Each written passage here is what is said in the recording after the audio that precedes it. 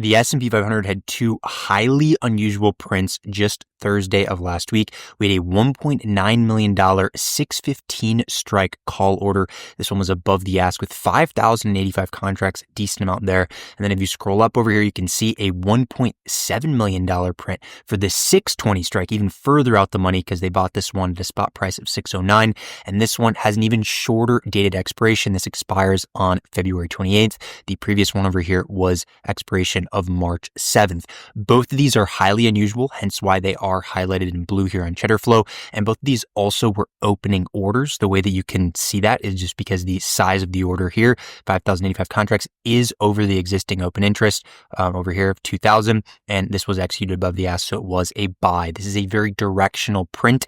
And typically with these highly unusual directional prints, they end up in the money more times than not. So going over here to the chart just to show you, we had a very clean breakout of two things, and these are two important things. The first one being a very simple downtrend from up here at this high. We had a major high print over here on January 24th. Then we had a lower low over here on January 31st, and then a couple other rejection spots between February 6th/7th, and then over here more recently on February 13th. What happened was we retested this for the fourth time. We had a little bit of a curl over here, this curl, then we found demand, and then it broke out above. Because we are finally above this downtrend, it is a clean downtrend breakout, and as long as we remain above it, we can see a lot higher price discovery, which is likely what both of these whales are looking for. Additionally, the big break that happened, if we go to the daily chart, is we are breaking out of this major range that we've been stuck within for a little over 2 months now. And I just accidentally drew that over here, so don't pay attention to that line. But really, what I want to do is circle this entire range to show you, because this range is where we've been stuck within for the past 2 or so months, like I just said. And on Thursday and Friday of last week, we finally were able to close above on not only the daily, but also the weekly candle. This is the first of the weekly closes that have been able to close above 608.46. This is very important because, again, all of this over here, all of this consolidation within a 20, 30 point range will act as accumulation if we are able to remain above roughly 608.46. If that can happen, then all of this will act as a springboard, because remember, you see consolidation kind of like in this sense where you see consolidation to the side, and then we finally break out above where that consolidation was, wherever this horizontal line would be, equivalent of 608.46 in this case. Whenever you break above, all of this acts as a spring and allows for the eventual breakout to be even more aggressive than it otherwise would be if you did not have this consolidation. So all of this here is very critical. The fact we are above both the downtrend and the entirety of this range that we've been stuck within is super important. And clearly, this is what the whales are looking at, or at least something similar from a technical or fundamental perspective, just because they are very bullish. It is super rare to see prints like this far out the money for this amount of premium. Now, as for a trade setup for this week, there's two options here. The first one, I'll bring you to the 15-minute chart to show you. I have it circled already, and I just drew an accidental line again. I have to get better at doing that. But over here, you could see we do have this circle right here, and this is a retest of the downtrend breakout. There's a very good possibility we actually see some type of a pullback either Monday or Tuesday to retest around 606, 607 around this range here. And this would pair perfectly because not only is it a downtrend retest, but if we use Fibonacci from over here from this previous sequence, this is also amid the golden pocket. This is the 0.618 retracement over here, perfectly aligned with this downtrend. That is a beautiful setup, guys. This is a high probability bounce zone if it is to retest. So if we did see something like Monday or Tuesday where we fell down, retested around this range, around 606, that is a major buy opportunity for myself, and I would long that with risk of around 602.70. Otherwise, I can see this thing going all the way up to 615, then 623, as crazy as that may sound. But this is a beautiful setup.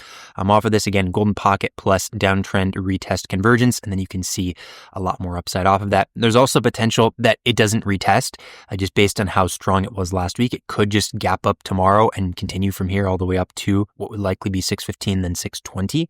And in that case there is another potential to add on a retest of around these previous highs. So you can see over here, if I draw a horizontal line, we did have a rejection off of around 610.72. So if we had a gap up, let's say to above, or maybe just a mini gap up and it pushes above, there is a retest and go potential off of this level here. So 610.72 would be that secondary setup. Not as high probability of a bounce spot as if we were to see around 606. This would be beautiful. 606, maybe even 605 intraday on an hourly candle wick below. That'd be a beautiful entry setup. So I definitely would say this is an A++ long setup, and then this would be about a B minus setup if we were to go above. But of course, I don't get to decide where the market goes, so I have to play with the cards I'm dealt. So I will be ready for this week to do whichever of these options. Another thing I do want to mention is we saw a major VIX call print, or at least two rather, just last week. And you can see over here, we had the $5.8 million print. This is the major one. This is for the 23 strike. And then we saw a collection of other ones like this $746,000 for the 35 strike. That's very far out the money. $679,000 for the 29 strike, also far out the money. And then this $644,000 for the 40 strike. Again, incredibly far out the money. All of these seem to be hedges, or at least there's a very high likelihood these are hedges. So do not look at these as if they're some type of directional bet, so to speak. These are likely hedges just because we have seen a pretty aggressive upside move post CPI. So it's no surprise to see hedges like this. And we've seen in the past, at least historically, these far out the money strike hedges whenever price gets near an all-time high. And of course, we are just about at that all-time high right here on the S&P 500. So this is no surprise to see this. I want to make that clear. These are not necessarily directional bets, or at least it's very unlikely that they are. Of course, there is a lot of premium behind these, but this is not crash and burn scenario that we saw these. I definitely would put a lot more emphasis on those SPY calls that I showed you guys at the beginning of this video, this 1.7 million for this 620, and then over here, this 1.9 million, which by the way is almost up about 30% on the close, just based on Friday alone, this 615 call. So these are already starting to perform nicely. And of course, they expect them to continue along with that trend into this week. So again, looks like a beautiful setup here on the S&P 500, assuming chooses either of these paths. The same thing is the case with QQQ, and I'll leave you with this for the video today. We had a beautiful downtrend breakout over here. Two downtrends, actually. You could see from the high over here, we had the first downtrend break, which would be the first and main one that I'd referenced around here on February 12th. And then we had that nice breakout move. And then the second one would be a bit more of a shorter dated one, where you can see over here, we had a nice breakout of where this is from over here, the local high. We had the lower high over here and another high. And then we had a breakout and retest, very similar to what I want to see on SPY, by the way, what I just mentioned there. And we had the continuation higher. So two downtrend breakouts. QQQ looks beautiful right now. Really like what I am seeing. And also it has a rounding bottom, a lot better than the S&P 500. And I'll get rid of this circle that I have on here just to show you that. But we did have a very nice rounding bottom, potential for a cup and handle pattern as well.